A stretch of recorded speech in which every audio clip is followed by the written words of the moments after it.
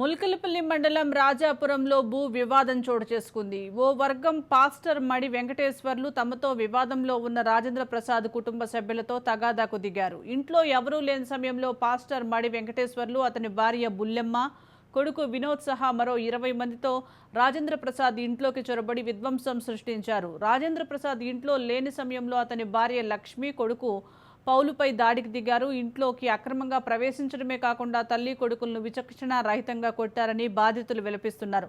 లక్ష్మిని చేతులు వెనక్కి విరిచి కట్టి మెడలో ఉన్న 2 తులాల బంగారు గొలుసు లాక్కున్నారని, ఇంట్లోకి ప్రవేశించి 12 లక్షల రూపాయలు డబ్బులు, తన కూతురి బంగారు గొలుసు, ఉంగరాలు లూటీ చేసి అడ్డు వచ్చిన తన కొడుకుని కింది పడేసి కాళ్లతో ఇష్టం వచ్చినట్లుగా తొక్కుతూ కొట్టారని బాధితులు చెప్పారు. సీసీ కెమెరాలు మొత్తం సైతం ధ్వంసం చేసి వీధి రౌడీల్లా వ్యవహరిస్తూ భూమి ఖాళీ చేసి వెళ్లకపోతే చంపేస్తామని బెదిరిస్తున్నారని బాధితులు వాపోతున్నారు. పోలీసులు సైతం అన్యాయానికి కొమ్ము కాస్తున్నారని ఆవేదన వ్యక్తం చేస్తున్నారు.